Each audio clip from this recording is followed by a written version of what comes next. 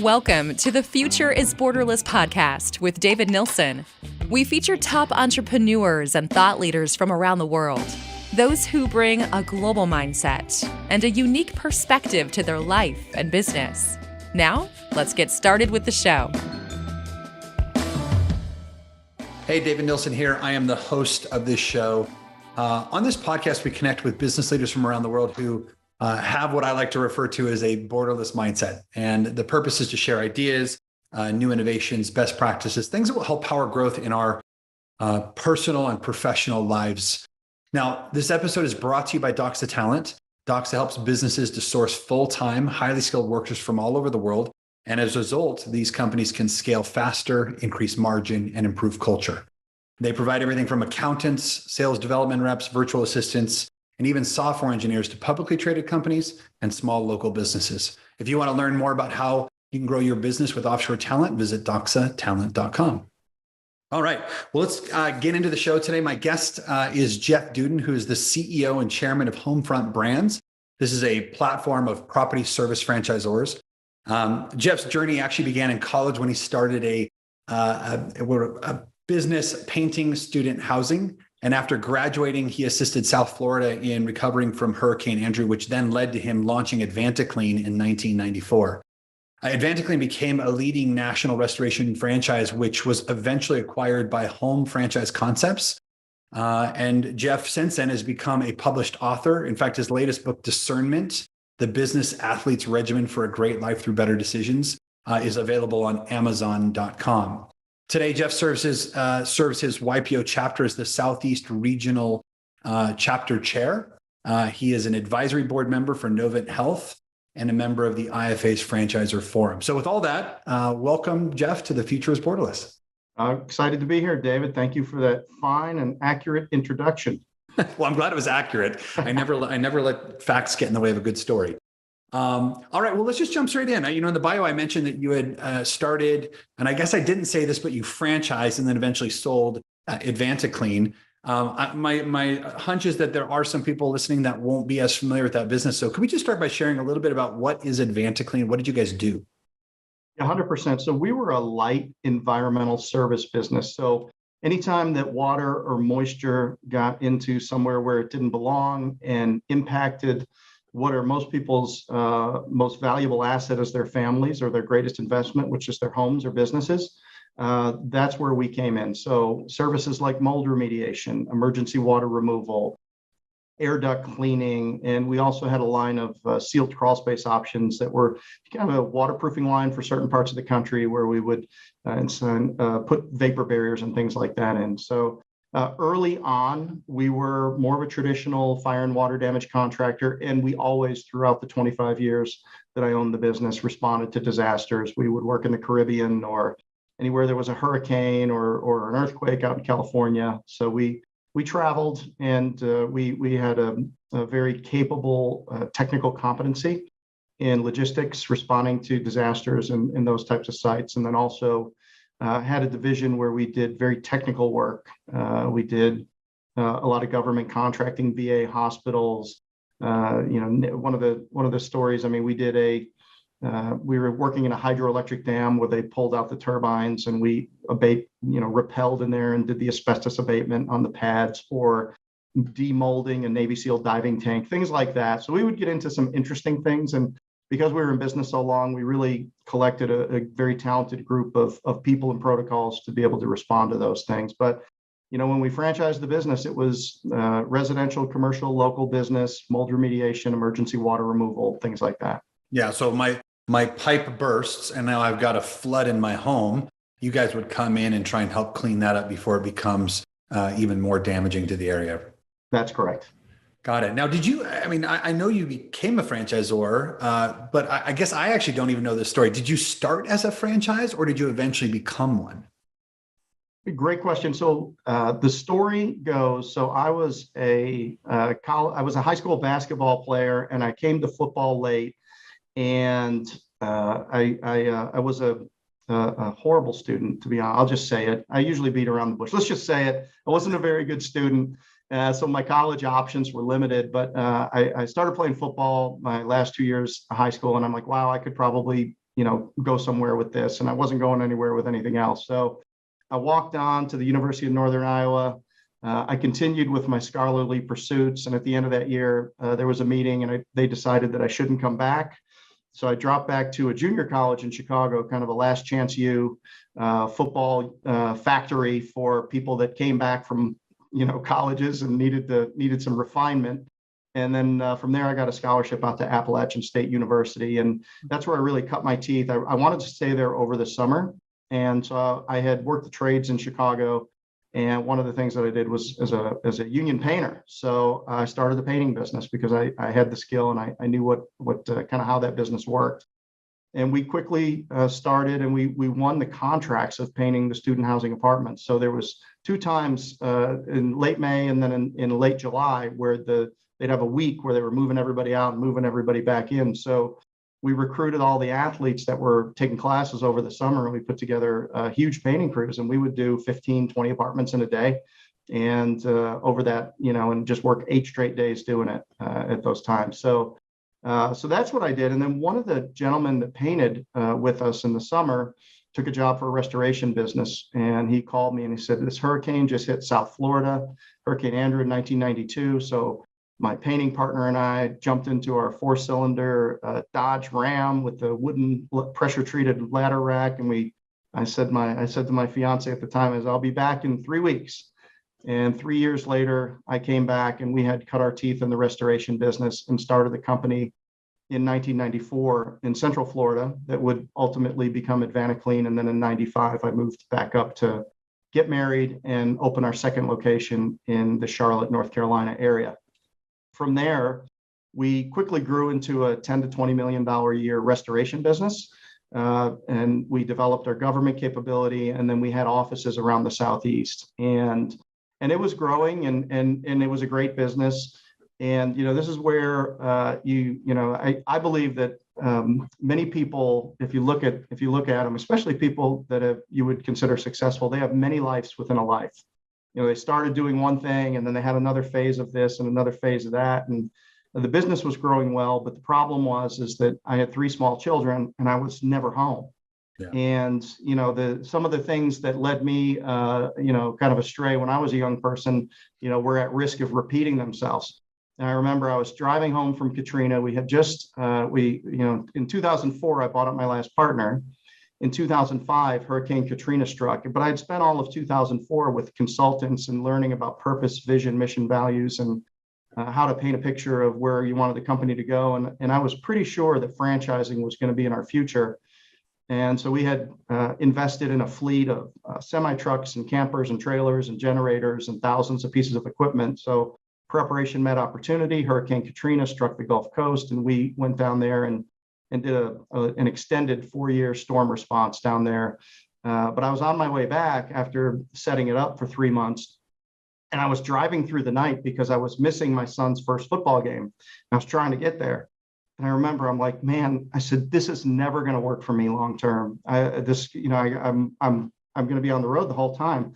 And I made a decision in the middle of the night driving through Atlanta that I was going to sell all of our company stores under a franchise model, and I was going to put at risk or throw away a perfectly great business in exchange for an opportunity to do something bigger, which was a franchise model. So in 2006, 7, and 8, we sold all of our company stores under a franchise model. In 2009, we went to the marketplace, and I saw a Facebook post that popped up from 2013 where we already had 130 locations by that time. So it was a really quick launch. We were on the heels of the great financial crisis. So there was a lot of people that were looking for stability. And AdvantaClean was recession-resistant, needs-based, high-margin, third-party payee. We didn't have a big screen TV or anything like that in the lot. So people looked at it as a way that they could solve their retirement problem, or if they were take their 401k and invest it. So that's how that worked out. And then we grew the business to about 240 locations in 37 states and sold it January 1st, 2019 to Home Franchise Concepts out of Irvine, California. Wow. That's fast growth, 240 locations. I'm curious. I want to talk about that for a second, but I want to talk about the process of moving from corporate-owned stores to being a franchise, because I think, a lot of people that will be listening to this have their own business, but have maybe never contemplated how their business might fit within a franchise model. Because we still, just by default, think about McDonald's and Burger King and, those quick serve restaurants as sort of the poster child for franchising. Like, what did you have to do in order to be able to get the business ready for franchising? Well, at the time, I had to be too stupid to fail. And you just had to, it was an iterative process, and that's iterative is very close to idiot. And, we just kept at it. We tried to learn, it wasn't clean. But what I will share is, since later in my career, specifically the last few years, and then the last 3 years since selling the business, I've made a study of emerging brands. And currently, we have 2 franchise platforms. We have the Homefront platform that you mentioned. We also have Thrive More, which is a Rockbox Fitness and a Beam Light Sauna in it. And I've really worked with, I've talked to at least 200 people that either wanted to franchise their business or have an emerging concept. And what I understand now is that there's really 4 elements that go into a fast launch of a franchise system. First of all, you've got to have a business that's good for people. And what I mean by that is, it can't be overly complicated. It can't be, there has to be work that's within a geographic area of where the people are going to operate, because territories are an important part of the franchise business model, which is the greatest wealth creation model, and I believe that's ever been created in business. And an average person on an average day, giving good effort, needs to make predictable profit and predictable revenue. And there's going to be a distribution of talent and a distribution of effort and assets and resources of it in your franchise network. And your top 20% are going to be your sled dogs. They're going to be incredible. Your next 70% are going to be well-intentioned people that are trying really hard to get into that top 20%. And then 10% of people, maybe they made a mistake, or somebody did, or something happened to them. Somebody got sick, the marital crisis, something going with the business. And you need to find a way to exit those people with honor and help them get out unscathed and move those businesses to somebody that wants to move it up. So, but so 90% of the people need to be able to operate this business, and it can't be a jet airplane. It can't be Top Gun Maverick to operate the business, because then only your top performers are going to be able to be successful. So, simplicity scales and complexity fails in franchising. So you accomplish a business that's good for people by centralizing lots of things, making systems clear, having a really strong learning management track, and really knowing your business and being able to communicate that in all the learning styles and support and reinforce that along the way, so that these people can, the way franchisees operate after the first 90 days, everything else after that's change management. So you gotta get them early and help them, and just love them in every way that they need to be loved to be successful and execute the model. Second, you need an inspired leader. So the first 20 franchise owners are going to be people that really are going to be looking at the people, not the paper. And if it's you, David, they're going to hold you accountable. And 10 years later, 15 years later, they're going to come to you and say, the first thing you ever said to me was, and I hold you accountable to that. So an inspired leader that knows everything about the business, because early on, when there's not a huge cohort of franchises out there, you're going to get a lot of pushback, a lot of challenging around the model. So you have to be good enough at it and have enough authenticity and done it long enough to where people can't question, you have the answer. Yeah. And you have to be inspiring and somebody that people are going to trust. If you've got 3 franchises out there and somebody's looking and saying, am I going to give my life savings to this guy or gal, then you have to be somebody that they can buy into. Kind of a side note, I think that's why building values forward organizations and franchising is so important, because people are always okay as long as they know where they stand. And if you're consistent and you're upfront and you've put the time in to be able to really articulate to people so that they understand what they're getting into, then they're going to be fine. When you change things midstream and it's different than what they bought into, that's when franchises run into problems. So, inspired leadership, a business that's good for people. The third thing is, we did in Rockbox Fitness in 15 months what it took me 15 years to figure out in Advanically. You got to get some franchise expertise. You got to find a franchise guru. You have to, because, it's already expensive without doing the wrong things in the wrong order at the wrong time. So you're going to, royalties are how you make your money, and you're not going to have a lot to begin with. So to some extent, you're spending capital, human capital, intellectual capital ahead of revenue. And you've got to, the tighter that you can build that launch, the more informed you can be.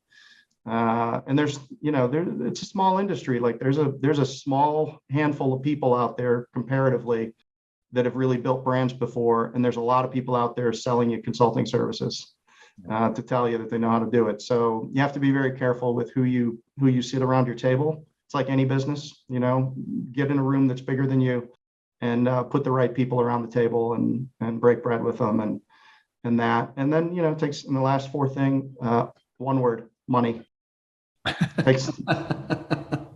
So that's my observation of, if you want to franchise your business, unit economics have to be there. That kind of goes into a business that's good for people.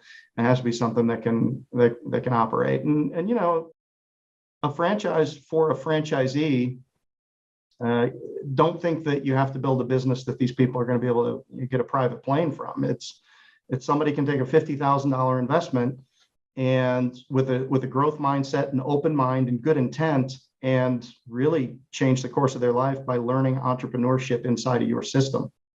Part of being a great franchisor is building a vision and a dream that's big enough where other people can fit inside of it. And I think statistics, there's 64% of all statistics are made up, but here's one.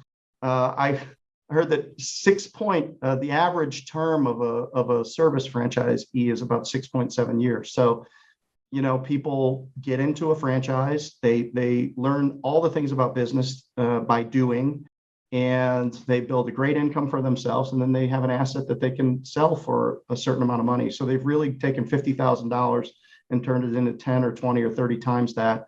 And now they can hang a success on themselves and be confident going forward into future business endeavors. So, for us at Homefront Brands, that transition is important because we are all about strengthening, the economy through entrepreneurship and small business. And we think that we serve a very noble purpose in helping people do that, especially today. Yeah.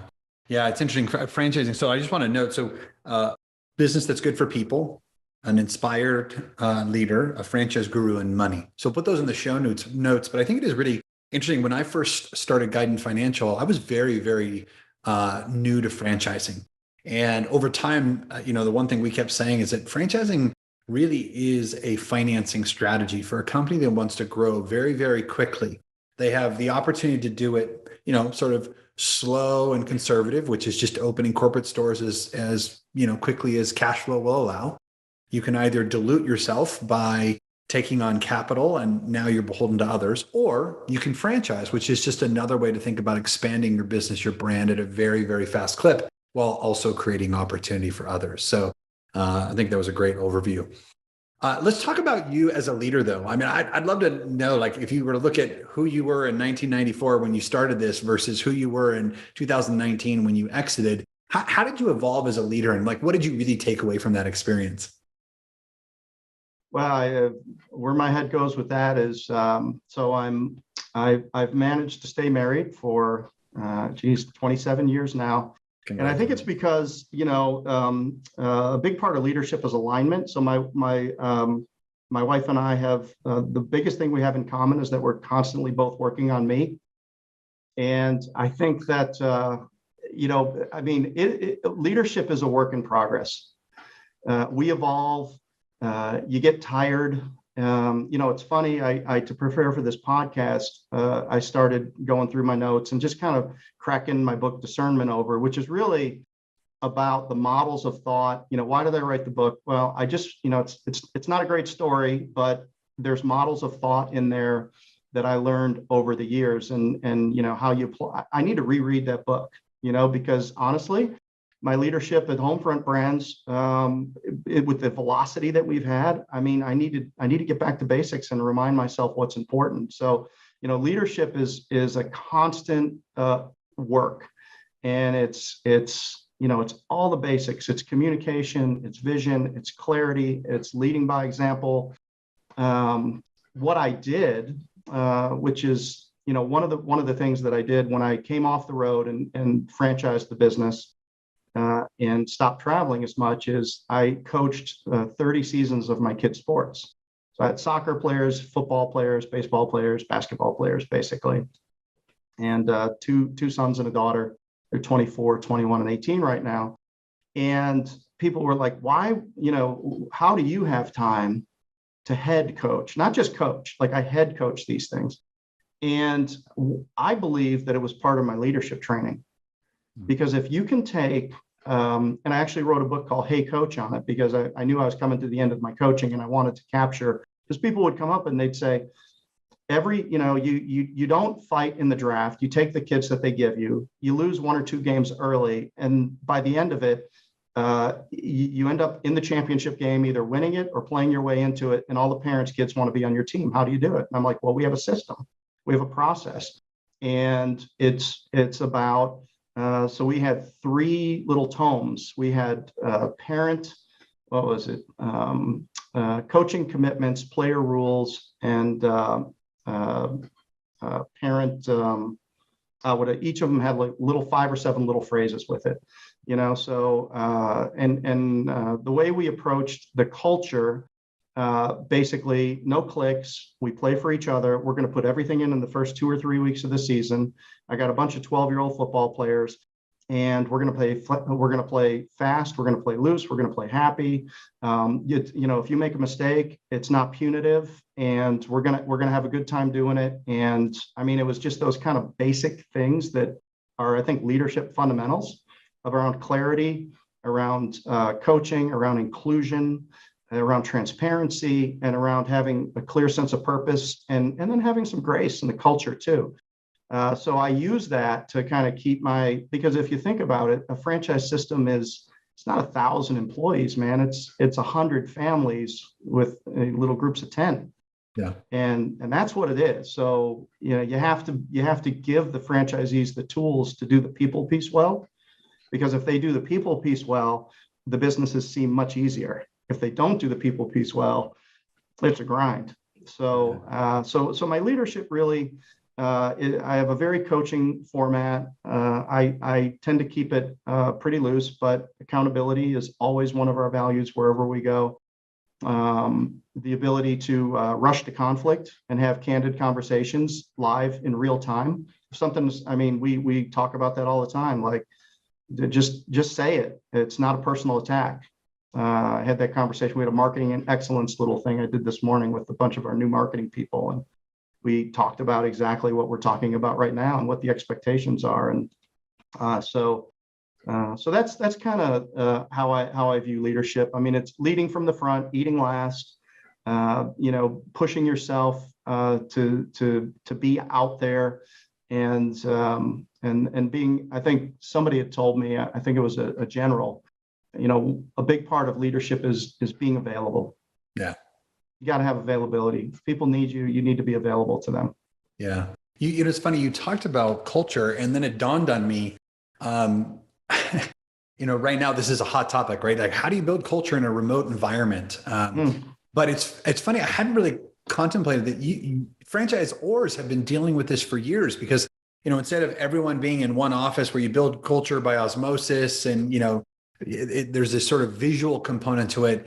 Franchisors really need the system or playbook to be run consistently. So how did you think about instilling that culture in your franchisees, particularly when these people are actually independent business owners who are leveraging your model? Like that is a very interesting challenge, and I think it might be very relevant for people that are battling with that right now. So just how did you do that with your franchisees specifically?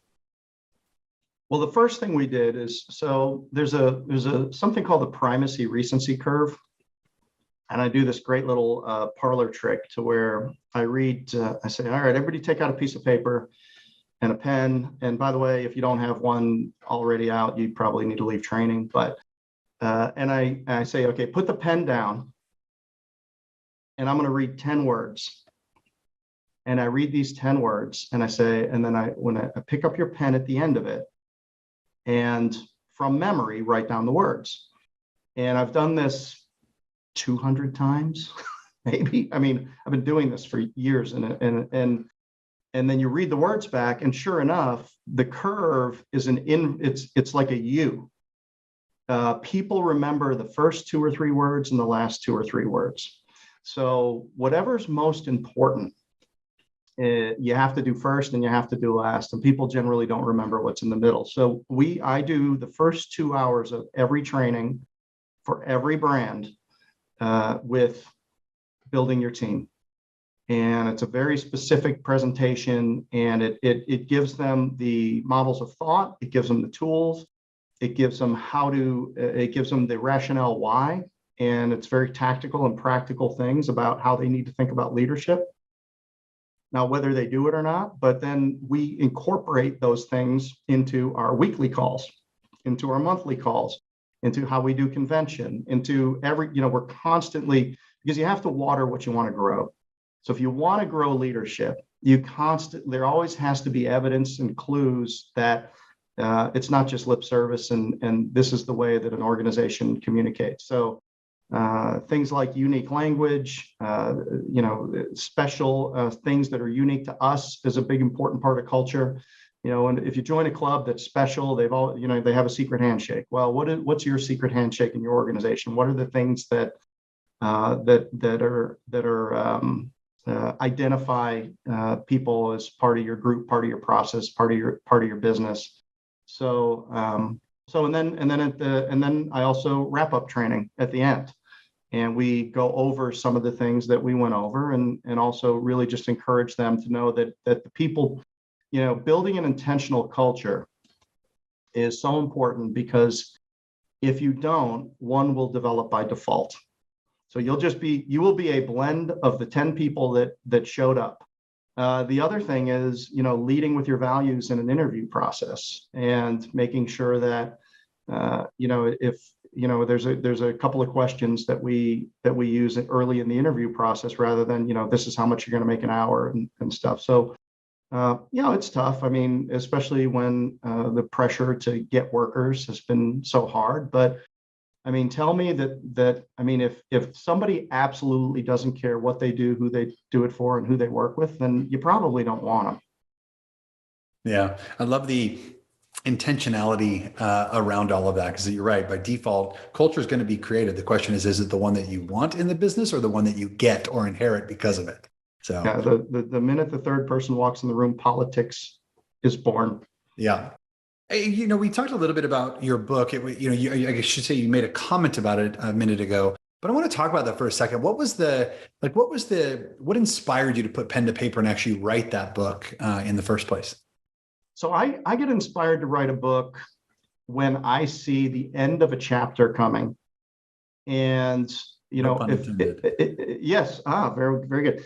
And I see, so when I was coming to the end of my coaching career and I had a file cabinet full of our techniques and everything, and coaches would come, I had a conga line of coaches that would come to me and sit down and say, how do you do it year after year after year? And they'd be like, what defense do you run? What offense do you run? I said, depends on who shows up, but this is how we do it. Half of them were like, yeah, whatever. I'm not doing that. I just want to run. I just want to know what to run.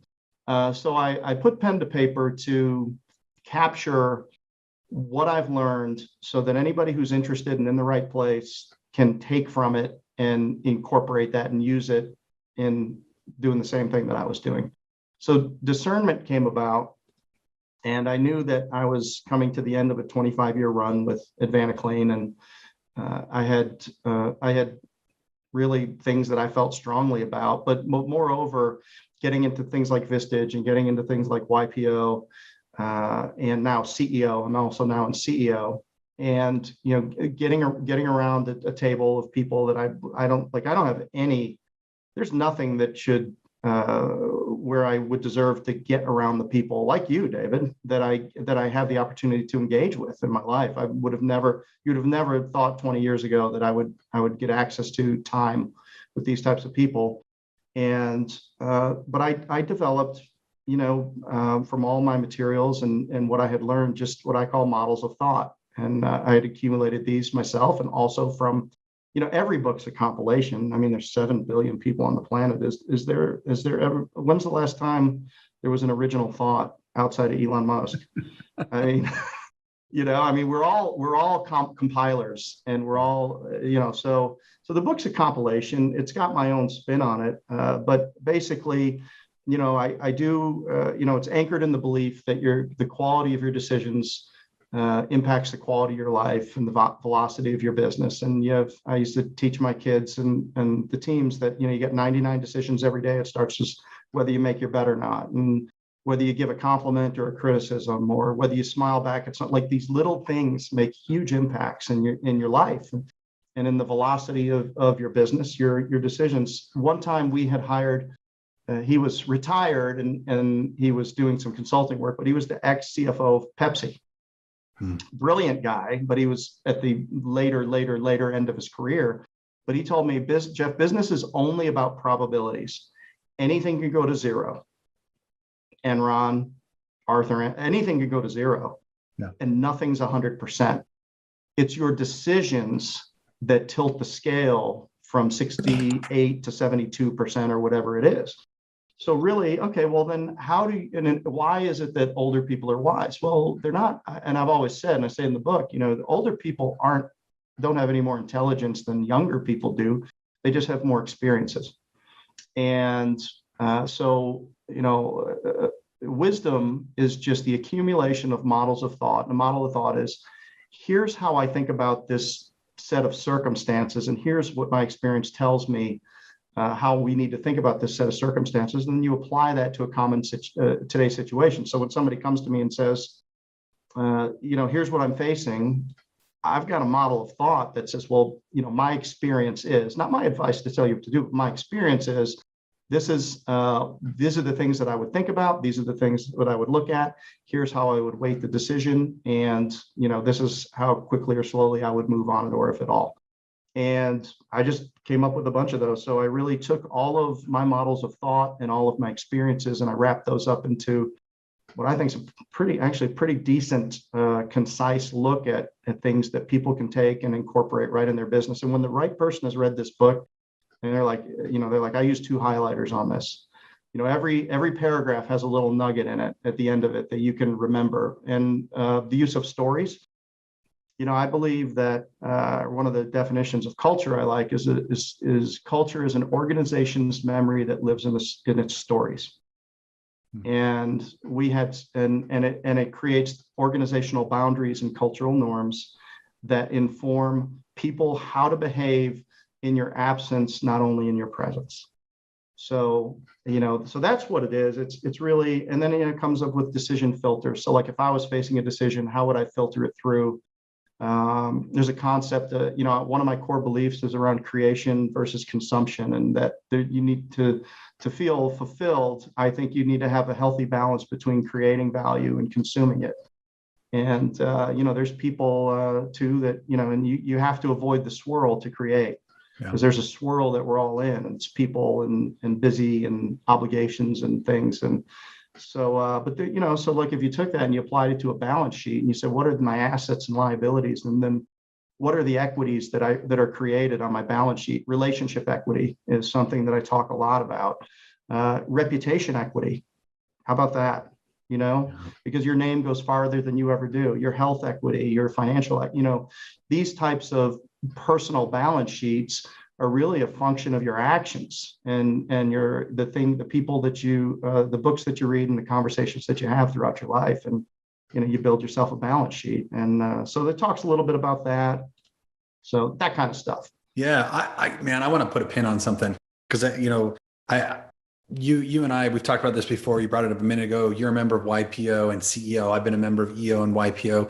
The thing I love about those organizations is one of the ways that they build culture is by being very intentional around that people are both contributors and consumers, right? It's pack your own bag is one thing I've heard. I always like to say it's a gym, not a spa, right? But I think that's true of life in general, is that we got to keep working at it, not just take what, is brought our way. So I just want to put a pin on that. I know we're getting close to the end of the time, but I want to just talk about today. I wasn't going to let you talk at all, David. Well, I'm not going to. I'm just going to bring it up and hopefully guide the conversation. Sorry, I went a little long there.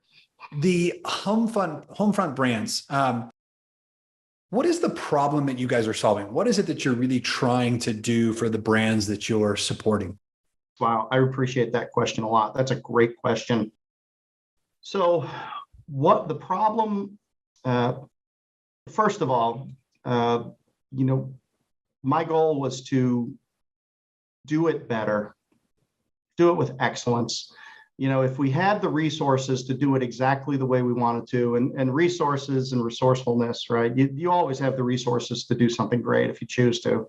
But if we could do it excellent and we could create another layer of leverage. So franchising is a leverage model. You create leverage for franchisees through leverage in acquiring customers and technology and websites and coaching and all this stuff. It's a shared service model that creates leverage for franchisees.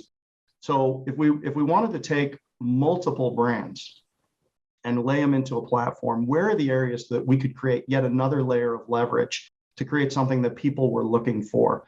And we've got all of our so Homefront Brands is the platform, and we have a whole bunch of what we call frontline business systems and support systems. So business intelligence, lead management capabilities, go-to-market growth systems, all of these types of things. But I think at the core of it, we have spent a lot of time, energy, and money curating specific businesses that are good for people. Number one, so all of our opportunities have to fit certain requirements.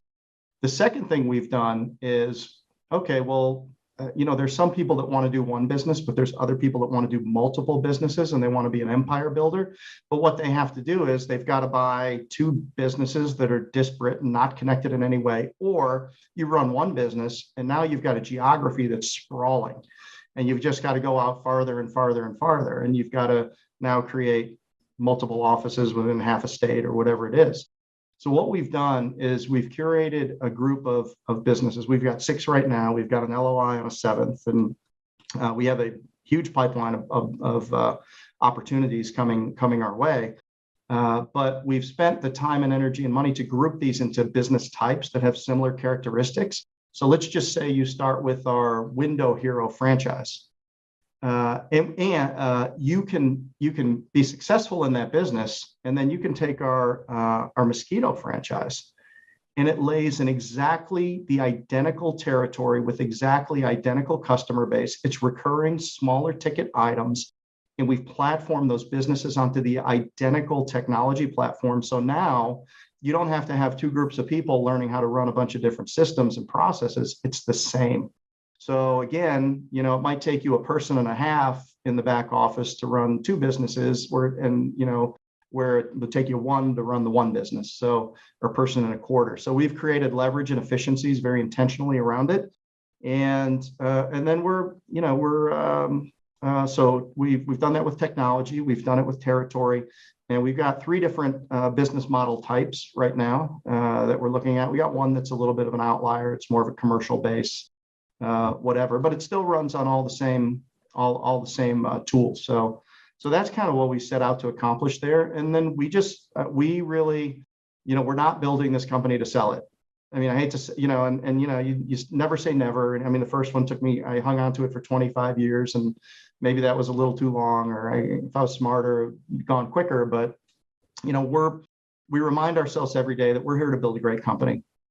And that's what we're here to do. And if you build a great company, you don't have to sell it, because it's gonna be challenging. It's gonna be constantly growing, and we're really focused on the quality of this. And anywhere that we fell short in a couple of different places in Advanaclean. And then the problem is once you get a system out there that's got 200 or 300 locations, it's a big boat to change. And so we're very meticulous in the executives that we've attracted, which are incredible. I mean, our COO has run two billion-dollar plus franchise systems, as well as did franchise finance for Citibank and rolled it out to 14 countries, and also worked at Australia's version of a McKinsey. So, I mean, just a talented people in all the right seats, and then we're building it very deliberately and taking the time to do it right. So that's what we're set out to do. We really want to build a company that's great for people, and where we don't have to go back and fix things later. Yeah, I love it. So it's funny. And this, for the people that are listening, I was in franchise financing for 20 plus years, still an owner in one of those businesses. But Jeff and I had run into each other on occasion. And I remember in every interaction thinking, gosh, there's a lot of philosophical alignment. And one of the things that you said, light went on for me. I always used to say, look, we're not a products business. We put the customer at the center of the business and we go find the services that they need, right? And it sounds like you guys have done something very, very similar. And you've also created a phenomenal alignment for franchisees to become multi-unit operators without, to your point, having to stretch into new geographies. Because historically, and this is, again, just an explanation for the audience, historically, if I was the franchisee for whatever brand it was here in Boise, the way I grew was to go to Nampa and then to McCall and then over to these larger groups. You're just stacking them on top of each other or giving people the opportunity to do that. That's fantastic. Makes a lot of sense. Let's talk about people, because you keep bringing up leadership. But as you know, talent scarcity is a really hot topic today.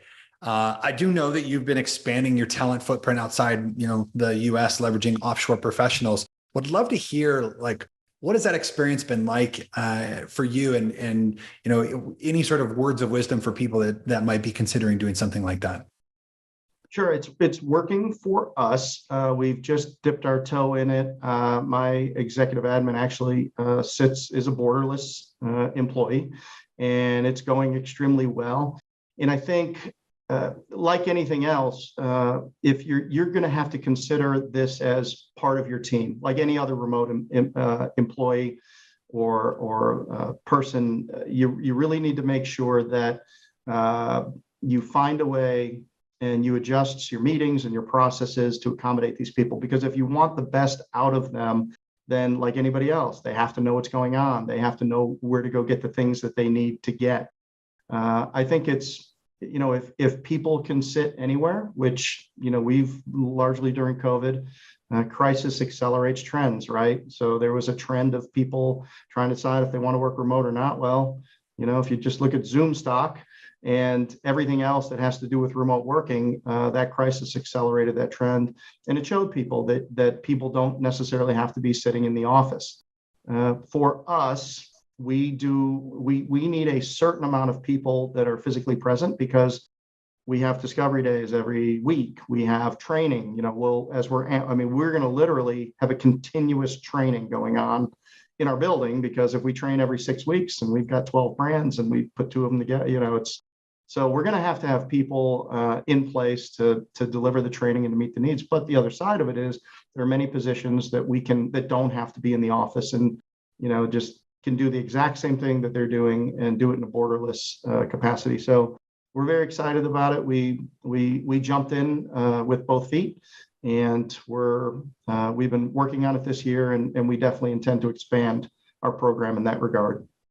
Awesome. All right. Well, we'll leave it there. We've been listening to Jeff Dudan, the CEO of Homefront Brands and the author of Discernment, the Business Athlete's Regimen for a Great Life and Better Decisions. If you don't have it, go to Amazon and get a copy. But Jeff, where can people learn more about the work that you're doing? So you can go to, just reach out to me on LinkedIn. That's probably the best place to go. If you go to my LinkedIn profile, Jeff Dudan, JEFFDUDAN, it has a link to right on there to our Undercover Boss episode. If you want to listen to some of the podcasts and things that I've done, you can go to dudangroup.com and go to podcasts, and you can see things that's kind of our family office website there. And of course, if you're interested in learning more about Homefront Brands, just go to homefrontbrands.com and reach out to us there, and we will get right back to you. Awesome. We'll put all of those things in the show notes. Thanks again for being on the show today. I enjoyed it very much. Thank you, David. Thank you for listening to the Future is Borderless podcast with David Nilsson. Be sure to click subscribe to future episodes so you can hear from more top entrepreneurs and thought leaders. And we'll see you again next time.